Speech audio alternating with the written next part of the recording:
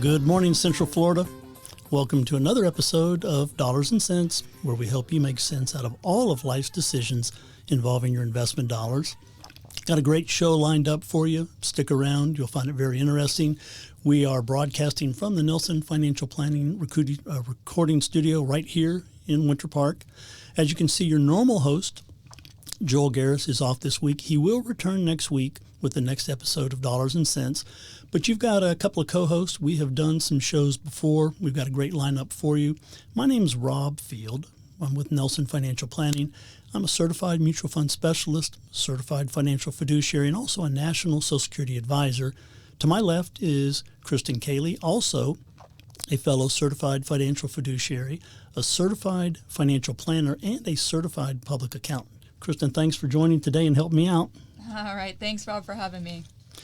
We have had a pretty busy week. I've gotten past my vacation, so now we're kind of getting back into the work mode. We're in the middle of a call-out program where every client that we have will receive a phone call from one of the associates, kind of review their investments, talk about any changes to their investment objectives, give them some input on the market, and just update our records. So it's part of a guarantee that we provide to all of our clients that we're going to communicate in a variety of ways, which will include some emails. We do mail outs, and then, of course, these phone calls. Always encourage our clients to come into the office at least once or twice a year to get an in-face review with one of the associates. Along with that, this past week it has been very, very hot, which is pretty standard across the board, United States, but here in Florida we really, really feel it. But I have managed to, in the evenings, do something a little more fun. Bought a new motorcycle a couple of weeks ago, and so I've been kind of squeezing in some rides in the evening. Still warm, but with the sun going down and the stars out, it's been very, very beautiful, something I've enjoyed and very, very relaxing. Kristen, how about yourself? This past week, anything exciting going on your end? So the longer summer days are definitely nice. So I've got a little Jack Russell Terrier. His name is Walter. We send him to doggy daycare, but it's incredible, the energy that little dog has. So it's nice that the sun stays out longer. We can take him out on walks, throw the ball around, that sort of stuff. Nice. That sounds great. I love dogs. We were talking about my dog and Christina's dog last week and how we kind of implement those animals into things we do. And sometimes they dictate our schedule more than we would like, but I certainly think it's worth it. On today's episode, we are going to take a look at the Secure Act 2.0. This was enacted back in December of 2022, basically designed to help investors specifically on the retirement plan side. Now, I think in a previous show, we've covered this act in that previous show, but today our goal is to kind of recap the highlights and elaborate on some of the benefits. It's definitely going to help investors in general, but specifically, it's going to target employees that are part of employer plans. Those are the ones that are really, really going to benefit. So that Secure Act 2.0, it's got a lot of provisions, and it can help those who have fallen behind in their retirement savings, which is always one of our goals. Is it's never too late to save. Whatever your situation is, there's a way to address it and to try to improve it and move it along.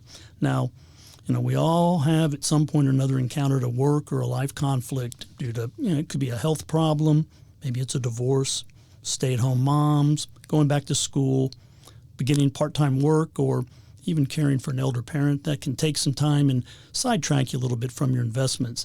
But this Secure Act 2.0 and some of the things we're going to discuss today can really be helpful to just about anybody. But in specific today, we're going to kind of target something where it's really going to be beneficial to women in the workforce. So we have some excerpts and some information from a recent study that Goldman Sachs had done, and it found that women aren't as prepared for retirement as men. So today we got some tips and recommendations that can focus on helping them catch up on their retirement savings. We're going to go over 5 major provisions that can help as part of the Secure Act. So, Kristen, do me a favor. Tell us a little about some of the research you did as we prepared for this show. Yes. So a recent Goldman Sachs report found that 50% of women respondents who are still working said their retirement savings is behind schedule. So that's compared to the male respondents, that was about 35%. The study also found that 80% of retired women, so people that are already retired, are unprepared for retirement, compared to 70% of retired male respondents. So neither of those numbers are very great. These facts are especially staggering because women tend to live longer than males.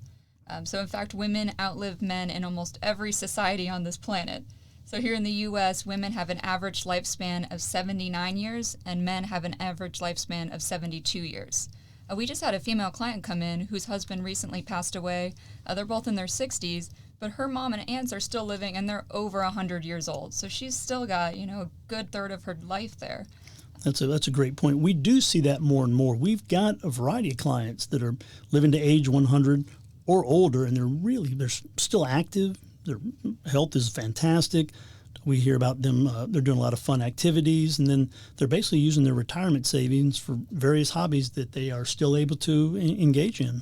Mm-hmm. Longevity is becoming more and more of a problem and a concern because here in the U.S., our healthcare system is more advanced, so women outliving their money is a real concern.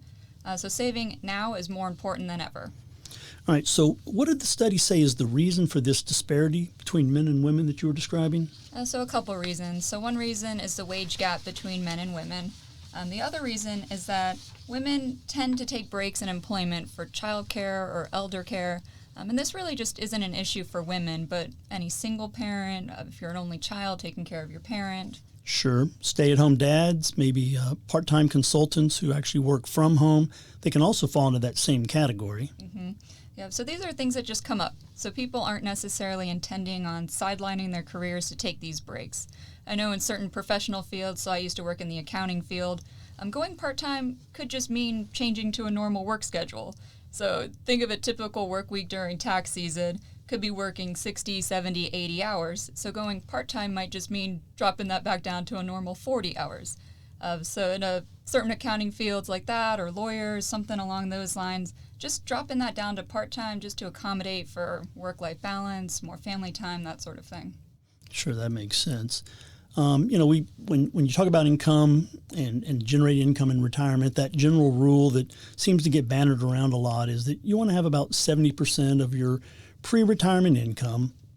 I would say at Nelson Financial Planning, we don't really follow that. We kind of think each situation is different and should be treated as so, but we do believe it's important to have a retirement budget, and that budget does have to include your health costs, income taxes, debt, your free time expenses, and if these numbers work, then this could be the deciding factor you use instead of just like a preset percentage.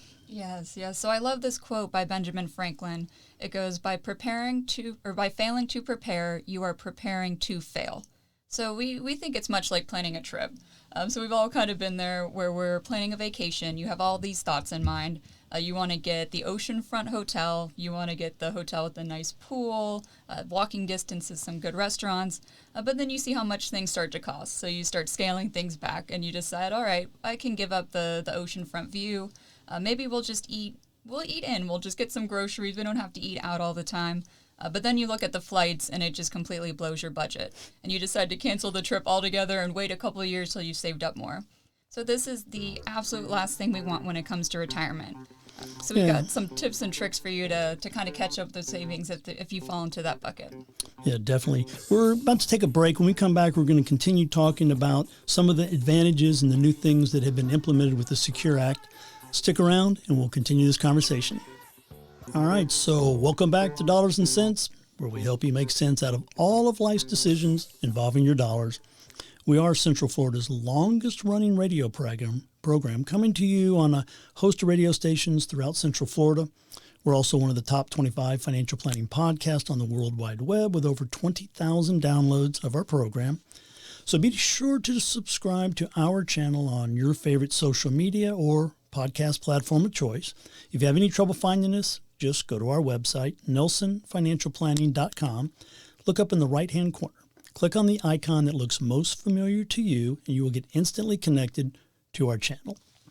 Again, my name is Rob Field, Certified Financial Fiduciary with Nelson Financial Planning. On my left is Kristen Cayley, also a Certified Financial Fiduciary. And we're just part of a team of certified financial fiduciaries, which all of our financial planners are at Nelson Financial Planning. So we are here and we're ready to help change your life with a successful and cost-effective financial plan that could produce superior investment results and provide you with peace of mind for the future. Now, before we went into this break, we talked a little about the Secure Act. So this is an act that was put together back in December, just a few months ago, basically designed to help employees who are trying to utilize their retirement plans, investors who are trying to save more in retirement. And a couple of these provisions, as you will note as we kind of go through them, are really beneficial for getting caught up, for allowing you to get more money into your investments and better options to utilize it as you move forward. So there are 5 changes that did come from that Secure Act 2.0. They're not specifically for women, although we do know that it's going to benefit them a lot. These changes will help propel their retirement savings. So taking advantage of these provisions is going to help keep some people out of that 70 to 80% category where men and women are just not prepared for retirement. So we're going to jump in and talk a little bit about the Secure Act and hit each one of those 5 provisions, kind of tell you some of the advantages and how it might benefit you. Kristen, why don't you jump in and tell us about the first provision?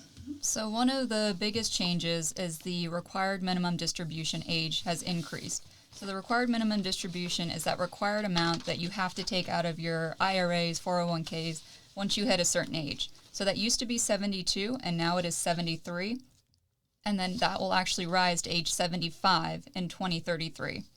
So it seems like a minor change, but for those who are 62 this year or younger, this means instead of starting your RMD in 10 years at age 72, this is now pushed out to 13 years at age 75. So this is extremely valuable because, like we mentioned before, women tend to live longer than men. So pushing back that RMD requirement gives you more time to preserve your funds. And people they're just working longer nowadays. So we actually have a client who's still teaching exercise classes at age 90, which I think is absolutely incredible. Exercise classes are tough as is. I know me and Rob used to go to the same kickboxing gym. I was more of a morning person. He was more of an afternoon sort of person. But could you imagine even teaching one of those classes? No, that would be tough. And I see that a lot.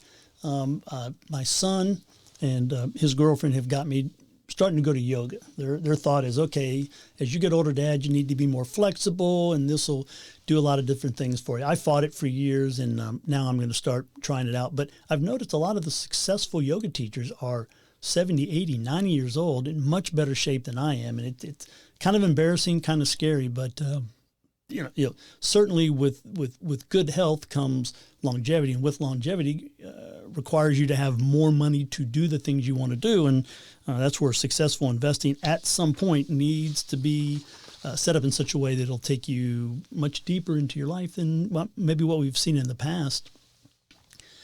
Moving on down our list of provisions that came out with the Secure Act 2.0, the second provision focuses on catch-up provisions for 401ks and for 403b. So a catch-up provision is designed to kind of help you accelerate the amount of money you can put in. Older investors are now getting a couple of options where they can actually put in a little bit more money than normal. So typically these catch-up provisions are applying to employees age 50 or older. This is the age group where if they have been a little hesitant or delayed in their investments, they do need the ability to get caught up. So these the amount of money you can put in these provisions, it's allowing you to increase the amount of money you can contribute from $6,500 a year up to $7,500 a year. Nice big move, which means overall you can contribute up to, say, $30,000 to a retirement plan. Now, obviously you can't go back and make up. It is a catch-up provision. But even though you might have missed contributions in the past, you can now take advantage of this catch-up provision, and it's going to help an investor accumulate a lot more assets for retirement a little bit faster than they could in the past. Yeah, but similarly, there's increased contributions for IRAs and Roth IRAs. So keep in mind that there is a difference between the deadlines for if you're contributing to a qualified plan through your employer, so a 401k, a 403b, that sort of thing, and then to either a traditional IRA or a Roth IRA. So to contribute to your employer plans, usually it's the end of the year, so December 31st. But with these IRAs, you actually have until April 15th of the following year to make contributions. And that's because these contributions are based upon your income. So a lot of times you don't know what your income is going to come out to be until you actually file your taxes.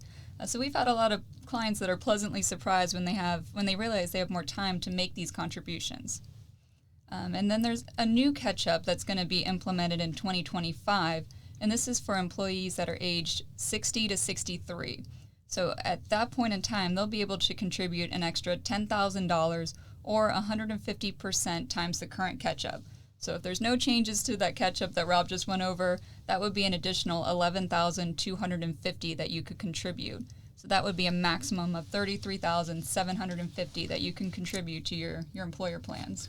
That's exciting for investors. I mean, you can see these provisions are, it's not designed to help in taxes or designed to do some things for highway construction. This is specific. This Secure Act is specific to investors, specific, and even more so towards employees who have access to an employer plan. So if this, as we mentioned some of this, if it doesn't quite catch the first time, give us a call. We'll go into more detail, but be prepared to realize you've got a way to really accelerate your investing inside of a retirement plan. One other thing that's popped up, this will be the third provision in that Secure Act 2.0, is an actual new automatic enrollment in retirement plans, which is going to begin in 2025. So not only are we looking at ways to get more money into it, you're now actually going to have a provision that's automatically going to enroll new employees into the retirement plan. The old rule would basically say you had to learn about it, do some research, find out, can I get in, can I not get in, go track down somebody in HR. Typically, brand new employee, the last thing they're doing is bugging HR. They're just trying to do a good job at their new position. So, you had to actively kind of pursue it. And with that, what happens is a lot of people aren't even aware that they have access to a plan or how the plan works or that they could actually start enrolling at a certain point. So they miss their chance, and then time goes on and they never really get in. I know I've seen a lot of people who for years had access to a retirement plan, and even a retirement plan in which they would be matching to their contributions, and they just didn't take advantage of it. A lot of times it's just because they didn't know. And that matching is really important. And a lot of these retirement plans will allow you to contribute your money coming out of your paycheck, and then at the same time the employer, the person who's running the plan, will match some of your contributions. That is free money you don't want to let go of. So, and sometimes that matching can be 25% of what you're putting in, could be 50% of the amount you're putting in. That's a nice return from day one. So you don't want to miss out on the option to have a retirement plan. You certainly don't want to miss out on the ability to get matching on your specific and personal contributions.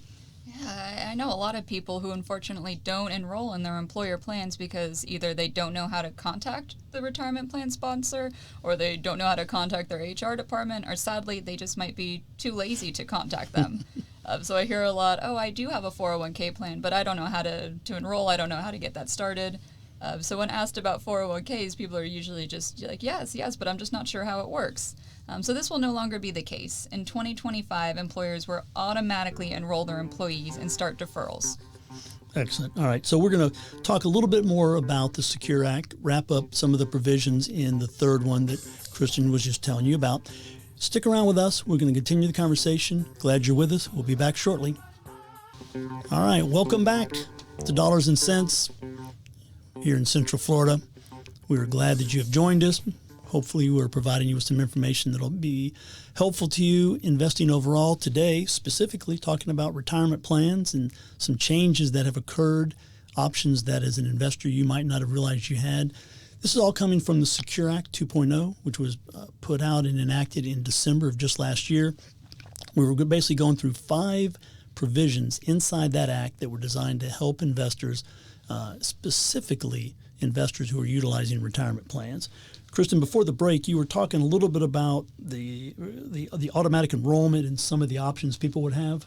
Mm-hmm. Yes. So starting in 2025, employers will automatically enroll their employees and actually start deferrals for them. So it'll start at 3% of your salary, and those deferrals will increase 1% per year to a max of 10%, unless the employee opts out. So it's honestly like the employer is forcing you to save unless you opt out. Whereas before, you had to track down your retirement plan, you had to figure out how to get it started. Whereas now, they're just automatically starting you with it. So it's a great way to start saving without jumping through the hoops or trying to figure out how to enroll. And you aren't going to be missing out on potential employer matches if your employer does do matching. That's great. I like this provision a lot because I think when we look at investing, and the problem that people typically run into trying to hit a goal is starting too late. And so we have talked last week about if you had somebody who started investing in their 20s, they'd only have to put in a couple of $100 a month to have $1 million total by the time they would hit retirement age. And then we flipped it and said, well, if you waited and for some reason or another you didn't start until you got into your 50s, you got about 15 years, give or take, to hit retirement. That person who started at age 50 would have to be putting in $2,000 a month in order to get $1 million accumulated by retirement plan. So by starting early at $200 a month, that's reasonable. You could build that into your budget. But if you stalled, waited until you got into your 50s, then got serious about investing and said, okay, what's it going to take? And I came to you and said, okay, as long as you can give me $2,000 a month, I'll get you to the $1 million or so at retirement. That's a tough nut. That's asking somebody to give up $25,000 to $30,000 of their income for the next 15 years might not be doable. So you want to take advantage of time. So one way to take advantage of time is if you've got a retirement plan and it's available to you, you don't wait. So if you have the option of getting in, and even more so, an automatic enrollment where your employer is going to get you into the plan right off the bat, time then doesn't become a problem because you have been forced into it.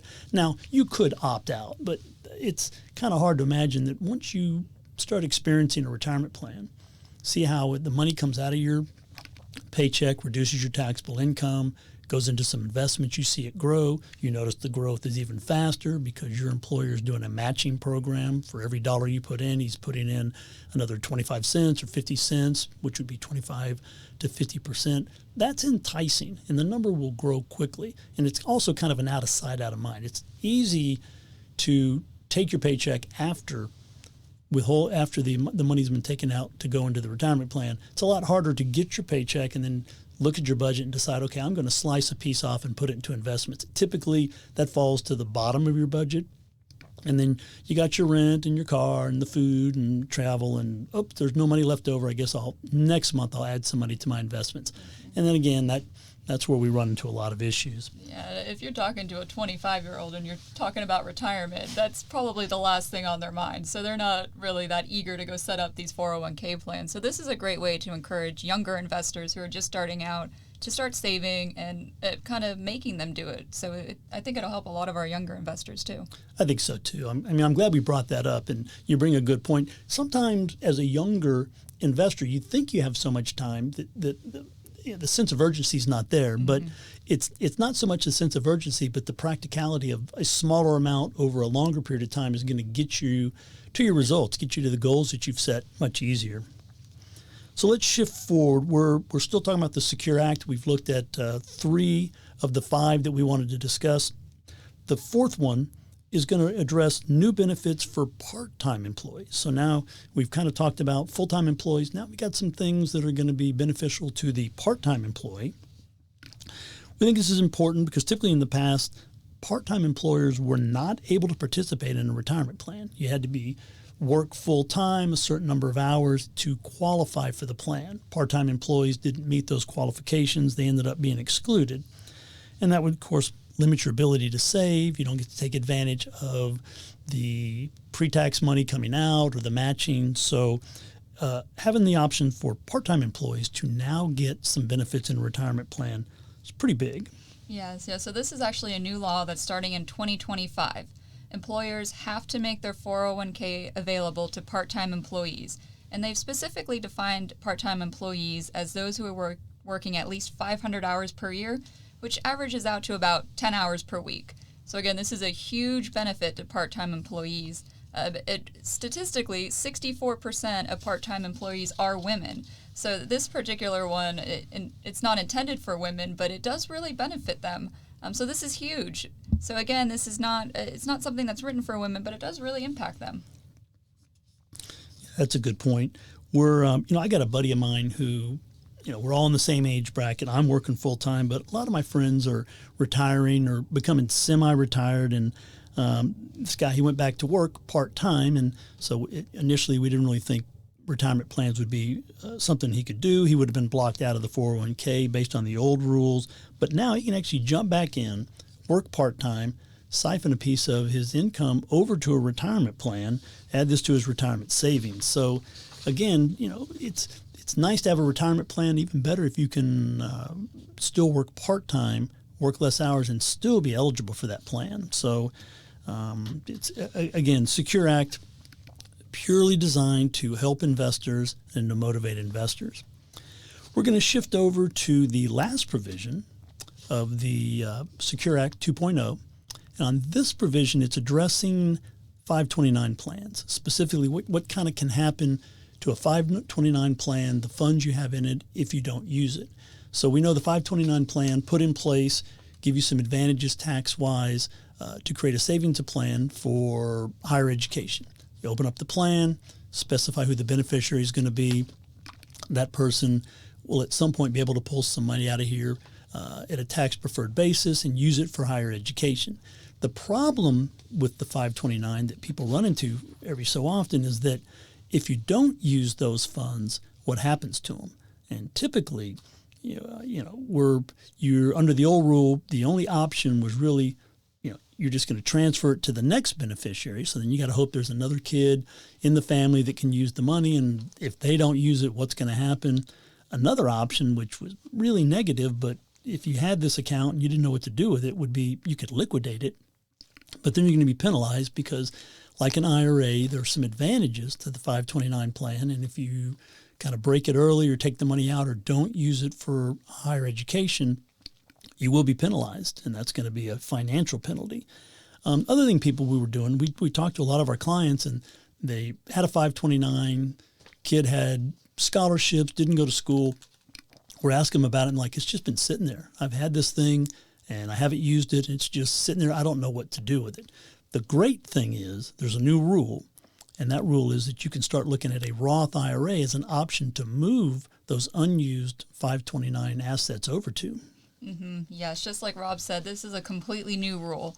So you can roll up to $35,000 of a 529 plan into a Roth IRA completely tax-free. So we think this is extremely beneficial because most of the time it's usually a parent setting up a 529 for a kid. You could set one up for yourself, but usually it's a parent setting it up for a kid when they're at a really young age and they've just been contributing over the past 18 or so years. So let's say you have a kid and he's super smart, just gets a full ride to college, but you've been saving these 529 funds for the past 18 years. And now you've got all this money saved up in a 529 and you don't really have that many options. Just like Rob said, you could either liquidate the account, pay the penalty, you could transfer it to another kid, but what if you don't have any other kids to transfer it to? Or you could just leave it there. So none of those are really great options. No, but it's nice to know that the government has put together this act to try to help us. We're going to talk a little bit more about the advantages of the Secure Act when we come back from the break. Stick around with us, and we will continue the conversation. Hey there, Central Florida. Thanks for sticking with us. You are listening to Dollars and Cents here in Central Florida. Got a couple of guest hosts this week, Rob Field, and then next to me, Kristen Cayley. We were both financial associates with Nelson Financial Planning.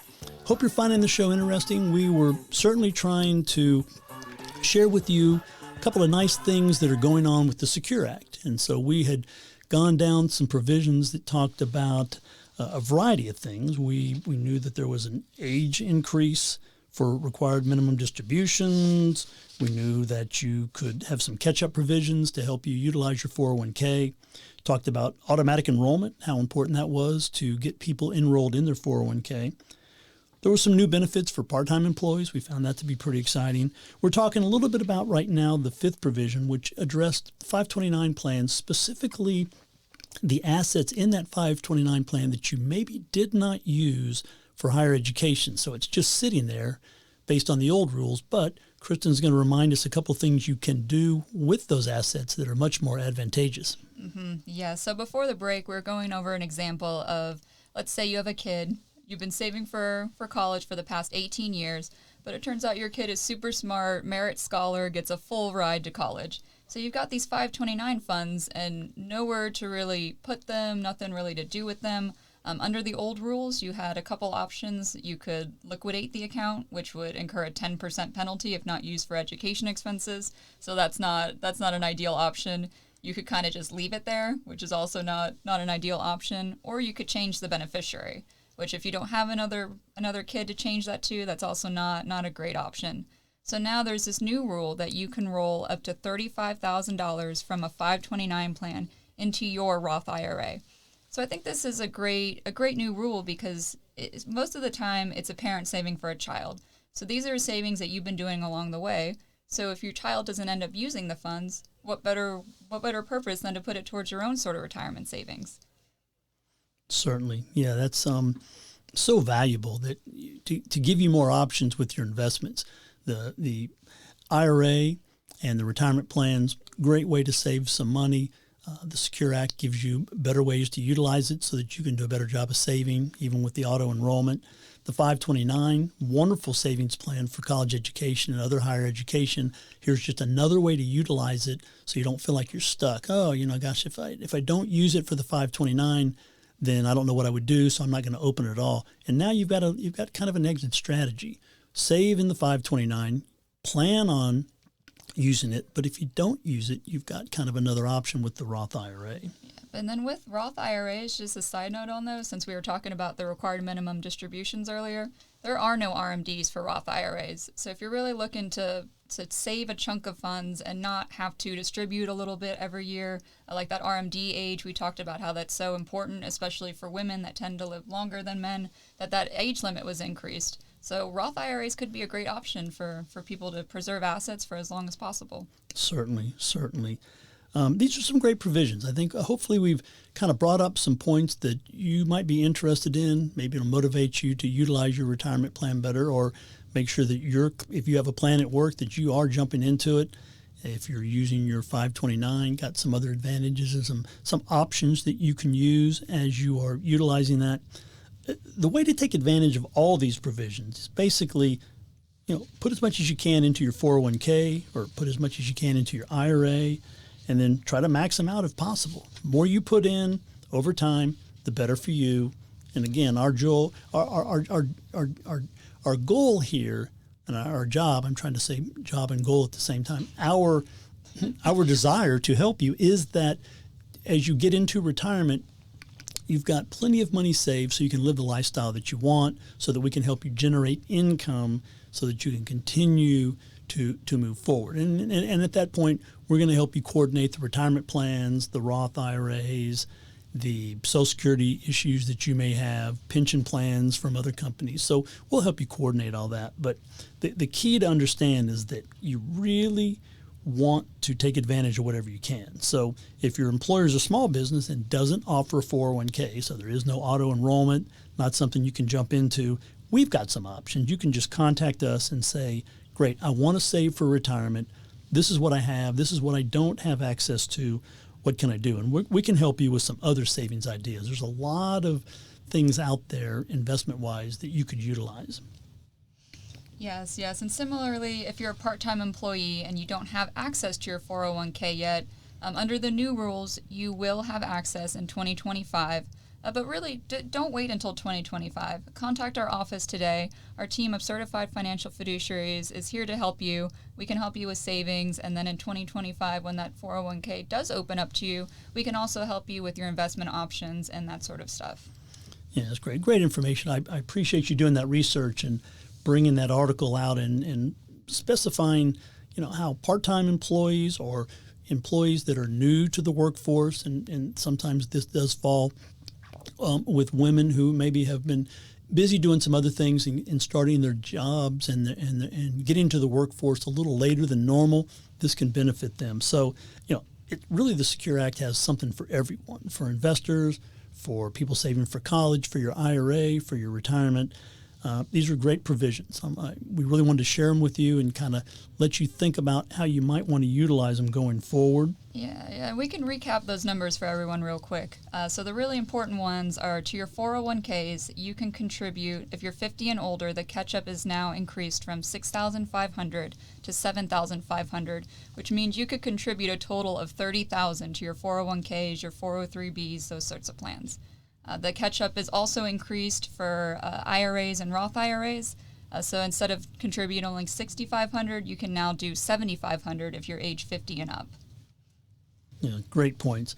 Again, we can answer any questions you have on this subject, go into more detail, talk one-on-one about your particular needs, your particular plan, talk more about how to enroll, what does matching really mean. You can give us a call and say, I've got this retirement plan. Here are the investments inside of it. We certainly can offer you advice on what funds you have options to and what fund would meet your specific investment objectives. We got a few minutes, so I wanted to talk a little bit about investment objectives and how different financial advisors might be approaching you on when they give you a call. Like I said, we're in the middle of our summer call-outs, and we're very much interested in helping our clients understand what they've got and where they want to go. But I have spoken to some of our clients, and when they're being contacted by their financial advisor that's not us, and again, we have some clients that have multiple advisors, or we have some prospective clients who are kind of kicking our tires and seeing if this is something that maybe they would like to do. I hear a lot of people telling me, oh, well, my financial advisor, he's calling me with these ideas, and he's telling me something new. And we like to kind of remind people that an idea is one thing, a solution is better. So typically the financial advisor who's trying to give you an idea, he's talking about a product. He's calling you up trying to sell you a product, or he's trying to motivate you to make a change, do something different. He's talking about something new or how to trade, and that's not us. We're full of concepts, management, and long-term. We are coming to the end of this show. Thanks again for joining us. I was Rob Field. Next to me is Kristen Cayley. This is the end of this episode. Joel will be back next week. If you like what you heard and you want to learn more about what our team of certified financial fiduciaries at Nelson Financial Planning can do to help change your life with a successful and cost-effective financial plan, just go to our website, Nelson Financial Planning. You can fill out the Contact Us form to set up a free conversation. You can also call the office directly, 407-629-6477. We still have people at the office who answer the phone live when you call. And remember, we don't believe in account minimums at Nelson Financial Planning because our purpose is to help everyone get a financial plan with better results at a lower cost.